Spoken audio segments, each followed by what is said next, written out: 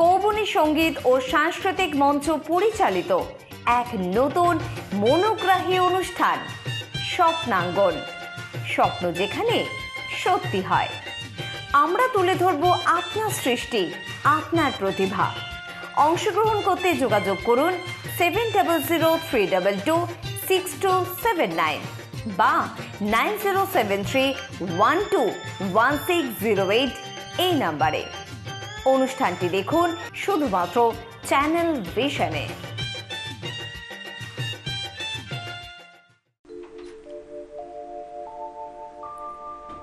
স্বজন হারা বিজন বনে যখন একা হই, কবিতায় পাই জীবন খুঁজে, কবিতা আমার সই। নমস্কার, আমি সোনার তরীর অনিন্দিতা। শুরু করছি সোনার তরীর আমার 3 সতীর্থকে নিয়ে চ্যানেল ভিশন নিবেদিত কৌবনী সঙ্গীত ও সাংস্কৃতিক মঞ্চ আয়োজিত এবং শ্রাবণী চক্রবর্তী পরিচালিত অনুষ্ঠান স্বপ্নাঙ্গন। স্বপ্ন দেখবেন আপনারা, পূরণ করব আমরা। আলাপ করে নেব আমার 3 সতীর্থদের সঙ্গে। প্রথমেই আলাপ করব আমার প্রথম সতীর্থ। তোমার নাম বলবে? নমস্কার, আমি সুলগ্না মিত্র। নমস্কার, আমি চৈতি দত্ত। নমস্কার, আমি সন্ধ্যা কীর্তনিয়া। সোনার তরীতে তোমরা যুক্ত আছো কতদিন ধরে? আমি সোনার তরীতে যুক্ত আছি অনেক দিন, প্রায় 3-4 বছর হবে। সোনার তরীর যিনি শিক্ষিকা, তার সম্বন্ধে যদি আমাদের একটু কিছু বলো। তার সম্বন্ধে কি বলবো, মানে আমি কবিতায় যতটুকুনি শিখেছি, যতটুকু উন্নতি করেছি তার হাত ধরে। তার সম্বন্ধে আলাদা কিছু বলার নেই, মানে তিনি আমার গুরু। আর মানে যেইটুকুন শিখেছি বা যেখানে আমি দাঁড়িয়ে রয়েছি আজকে, সেটা তার জন্য। অবশ্যই। আজকে আমরা কি শুনবো তোমার কাছে? আমি আজকে শোনাবো কবি জয় গোস্বামীর মেঘ বলতে আপত্তি নেই। বেশ, শুরু করো।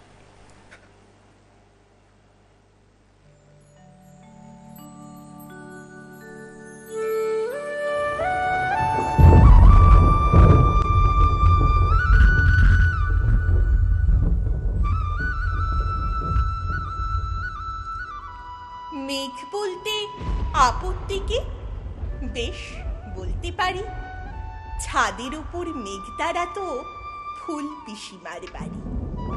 গ্রীষ্ম ছুটি চলছে তখন মানে কবে? আমার যদি 14 মেঘের 16-17 হবে, ছাদ থেকে হাত ছানি দিত, ক্যারম খেলবি আয়।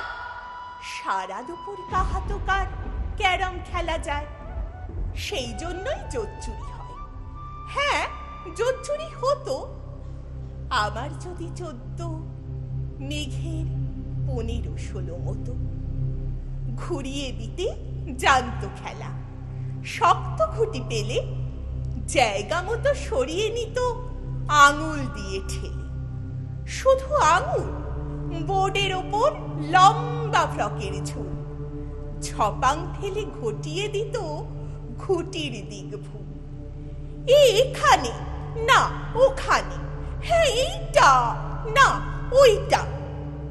ঝাঁপিয়ে পড়ে ছিনিয়ে নিল ঘুটির বাক্সটা। ঘুটিরও সেই প্রথম মরণ। প্রথম মরা মানে বুঝবে শুধু তারাই যারা ক্যারম খেলা জানে। চলেও গেল কদিন বাদে মেঘ যেমন যায়, কাঠ ফাটা রোদ দাঁড়িয়ে পড়ল মেঘের জায়গায়। খেলা শেখাও, খেলা শেখাও, হাপির দেশ কাক। কলসিতে ঠোঁট ডুবিয়েছিল জল দুপুরে খাক। খাক হওয়া সেই কলসি আবার পরের বছর জলে ভরলো কেমন তোমায়? থামো, ওসব কি কেউ বলে? আত্মীয় হয়, আত্মীয় হয়, আত্মীয় না ছাই? স্পষ্ট করে বলো এবার, সব জানতে চাই। 2-3 ক্লাসে বয়স বেশি, গ্রীষ্ম ছুটি হলে ঘুরেও গেছে 2-3 বছর, এই জানে সকলে। আজকে দগ্ধ গ্রীষ্ম আমার, তোমায় বলতে পারি। মেঘ দেখতাম ছাদের ঘরে, ফুল পিসিমার বাড়ি। মেঘ দেখতাম ছাদের ঘরে, ফুল পিসিমার বাড়ি। অপূর্ব অপূর্ব উপস্থাপনা সুলগ্নার কাছ থেকে আমরা পেলাম। এবার আমরা চলে যাব চৈতির কাছে। চৈতি, তোমাকে সোনার তরীতে আমি অনেক দিন ধরেই দেখছি। তুমি নিজে বলো যে তুমি কতদিন ধরে যুক্ত আছো সোনার তরীর সঙ্গে?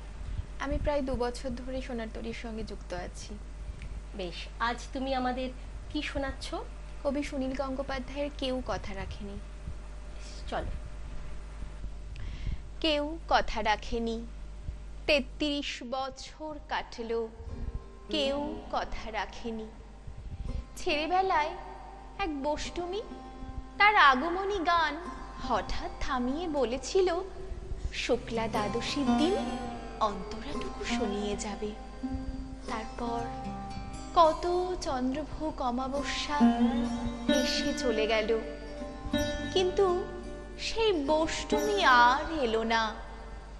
25 বছর প্রতীক্ষায় আছি। মামা বাড়ির মাঝি নাদের আলী বলেছিল, বড় হও দাদা ঠাকুর, তোমাকে আমি 3 প্রহরের বিল দেখাতে নিয়ে যাব। সেখানে পদ্ম ফুলের মাথায় সাপ আর ভ্রমর খেলা করে। নাদের আলী, আমি আর কত বড় হব? আমার মাথা এই ঘরের ছাদ ঘুরে আকাশ স্পর্শ করলে তারপর তুমি আমায় 3 প্রহরের বিল দেখাবে। একটাও রয়্যাল গুলি কিনতে পারিনি কখনো। লাঠি লজেন্স দেখিয়ে দেখিয়ে চুষেছে লস্কর বাড়ির ছেলেরা। ভিখারির মতন চৌধুরীদের গেটে দাঁড়িয়ে দেখেছি ভিতরের রাস উৎসব। অবিরল রঙের ধারার মধ্যে সুবর্ণ কঙ্কন পরা ফর্সা রমণীরা কত রকম আমোদে হেসেছে। আমার দিকে তারা ফিরেও চায়নি।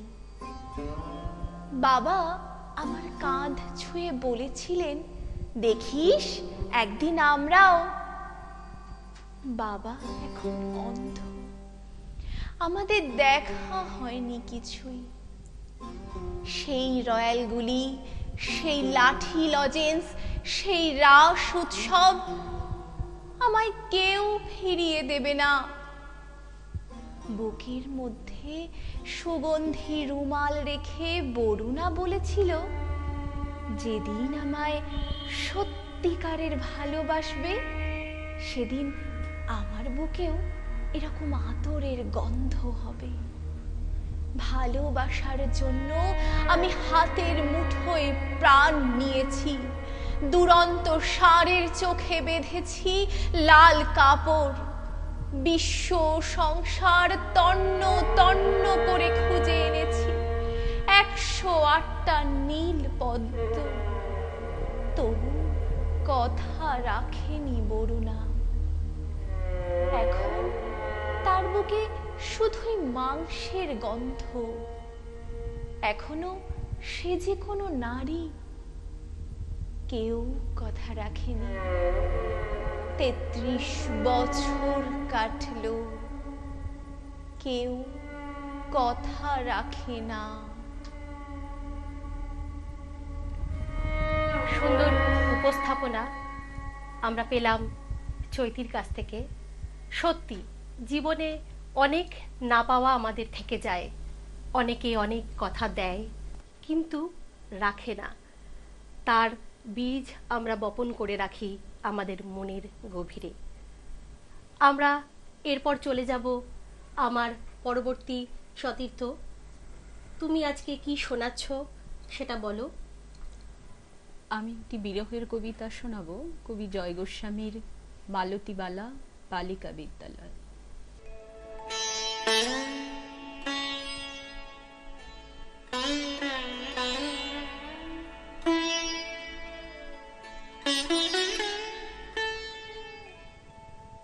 মাধব, বেনি মাধব, তোমার বাড়ি যাব। বেনি মাধব, তুমি কি আর আমার কথা ভাবো?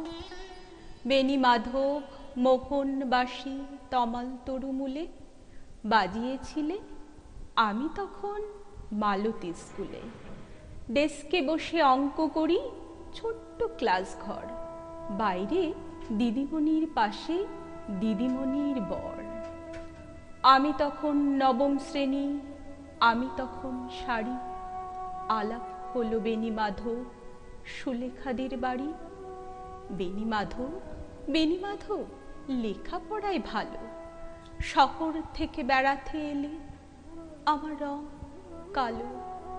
তোমায় দেখে এক দৌড়ে পালিয়ে গেছি ঘরে। বেনি মাধব, আমার বাবা দোকানে কাজ করে। কুঞ্জে অলি গুঞ্জে তবু ফুটেছে মঞ্জুরি, সন্ধেবেলা পড়তে বসে অঙ্কে ভুল করি। আমি তখন নবম শ্রেণী, আমি তখন 16। ব্রিজের ধারে বেনি মাধব, লুকিয়ে দেখা হলো। বেনি মাধব, বেনি মাধব, এতদিনের পরে সত্যি বলো, সেসব কথা এখনো মনে পড়ে? সেসব কথা বলেছ তুমি তোমার প্রেমিকাকে? আমি কেবল একটি দিন তোমার পাশে তাকে দেখেছিলাম আলোর নিচে, অপূর্ব সে আলো। স্বীকার করি দুজনকেই মানিয়েছিল ভালো।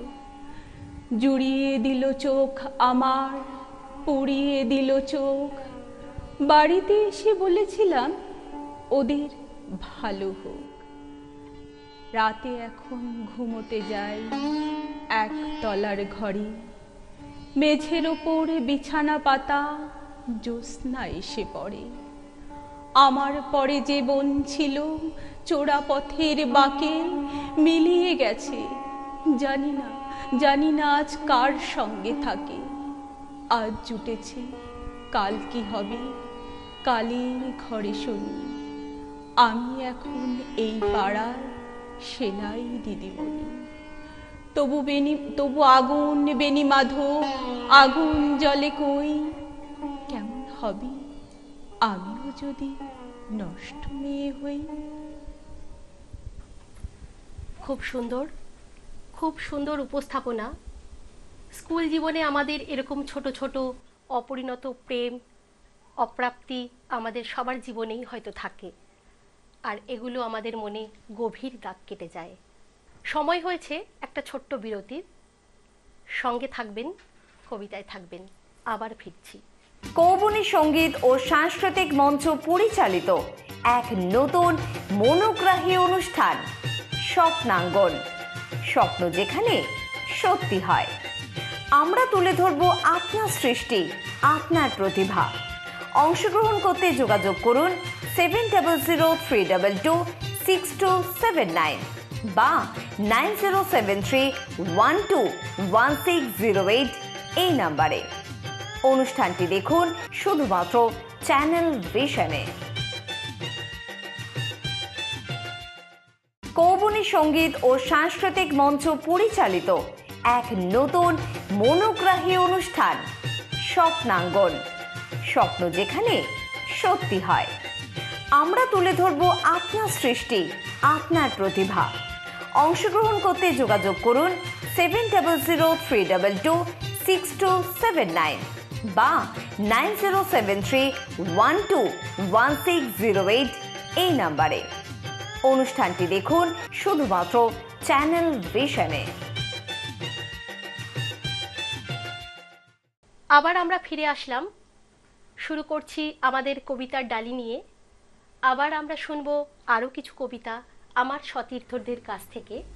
সুলগ্না, এবার তুমি আমাদের কি শোনাবে? যেহেতু বসন্ত জাগ্রত দ্বারে, তাই আমার নিবেদন কাজী নজরুল ইসলামের বাসন্তী। বেশ।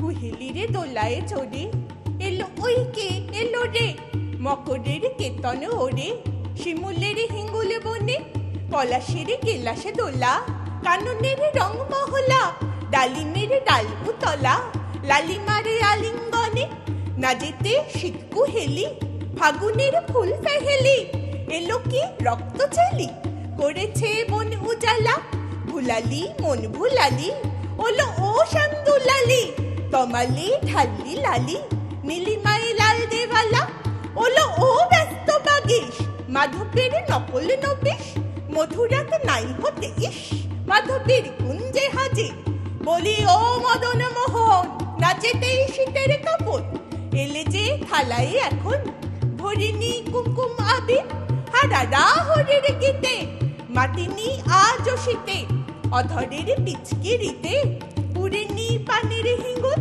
গাহেনি কোয়েল সাখি মরলো গরল ভখি, এখনই শ্যাম এলো কি আসেনি অশোক সিংহ, মোরা সই বকছি মিছে মোরা সই বকছি মিছে, ওলো দেখ শ্যামের পিছে এসেছে কে এসেছে, এসেছে কে এসেছে দুলে কার ছেলের লালি, তখনই বলেছি ভাই আমাদের এমান বৃথায়, এলে শ্যাম আসবে নিরায় শ্রীমতী শ্যামদুলালি, পৌষের রিক্ত শাখায় বধূ যেই বংশী বাজায়, নীলাবন লাল হয়ে যায় ফুলে হয় ফুলেলে আকাশ, এলে শ্যাম বংশীধারী গোপনের গোপছিয়ারি, ফুল সব শ্যাম্পিয়ারি ভুলে যায় ছাড় গেহবাস, সাতাশে মাঘ বাতাসে সাতাশে মাঘ বাতাসে, যদি ভাই ফাগুনে আসে আঙ্গনে রঙনে হাসে, আমাদের সেই তো হরি শ্রীমতীর লাল কপলে,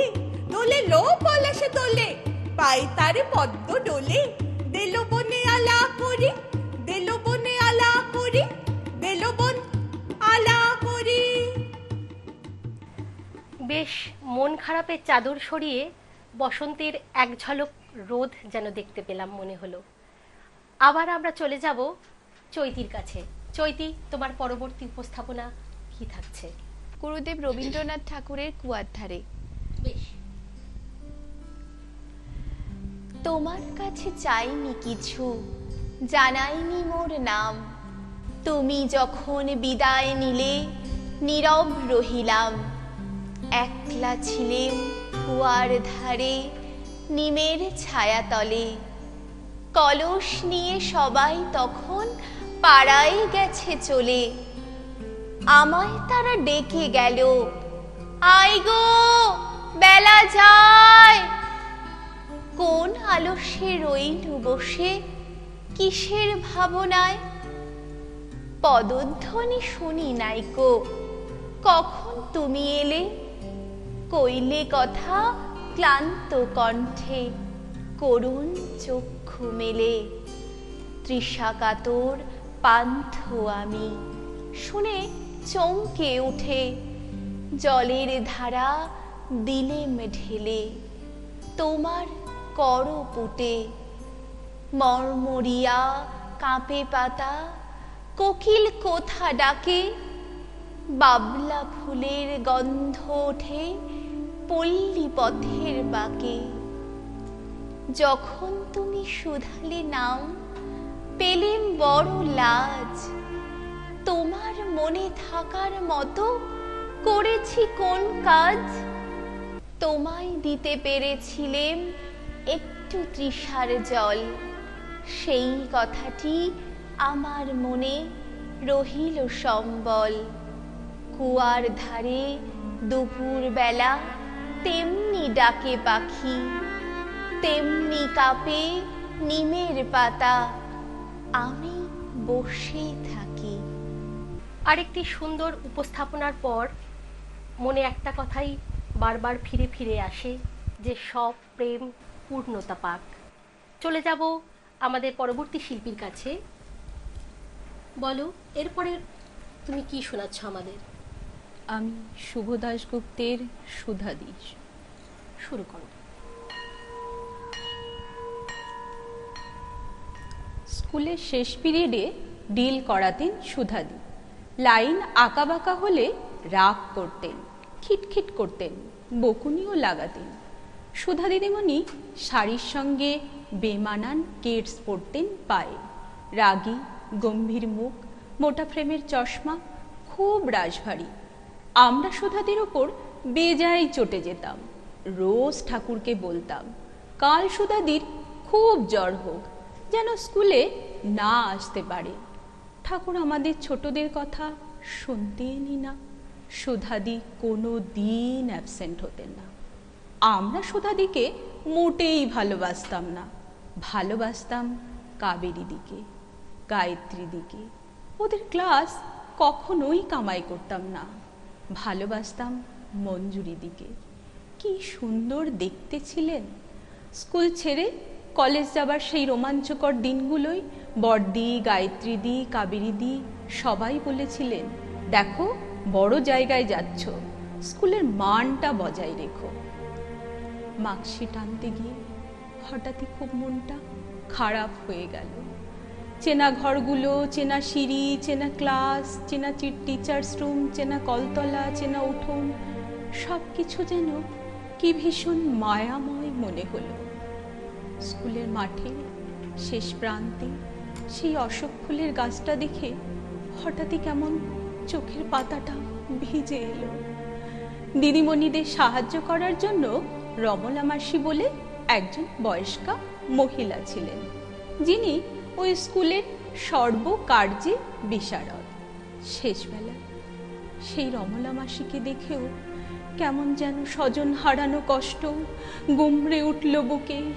এতগুলো বছর, এতগুলো পরীক্ষা, এতগুলো ক্লাস, এত ঘটনা, বন্ধুদের সঙ্গে এত বন্ধুত্ব, এত ঝগড়া, সব কিছু যেন সিনেমার মতো হু হু করে মনে ভিড় করতে লাগলো।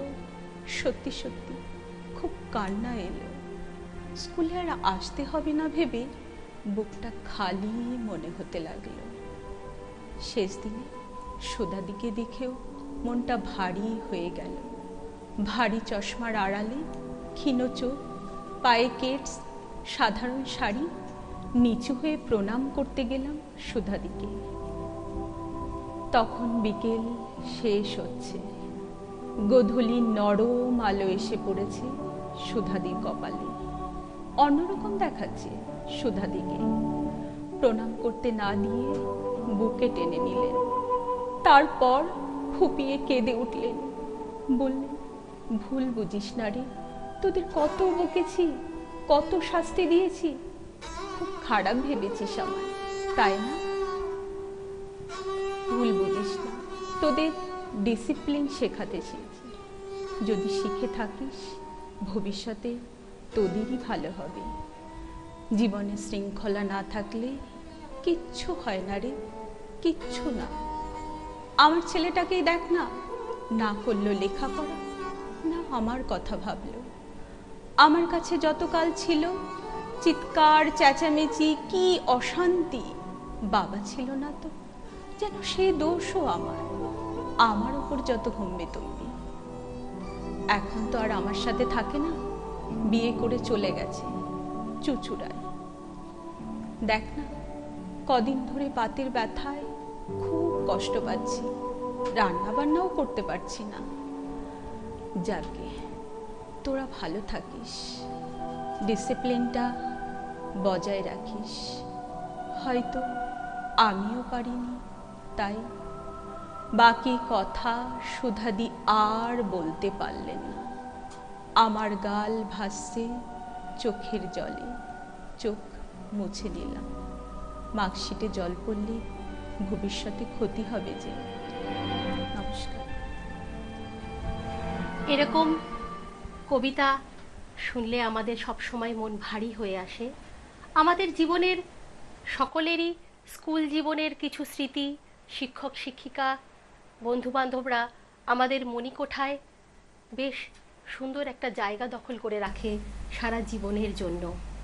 সময় বলছে এবার যেতে হবে, ফিরে আসবো আবার স্বপ্নাঙ্গনের হাত ধরে। সবাই ভালো থাকুন, সুস্থ থাকুন, অবশ্যই কবিতায় থাকুন। নমস্কার।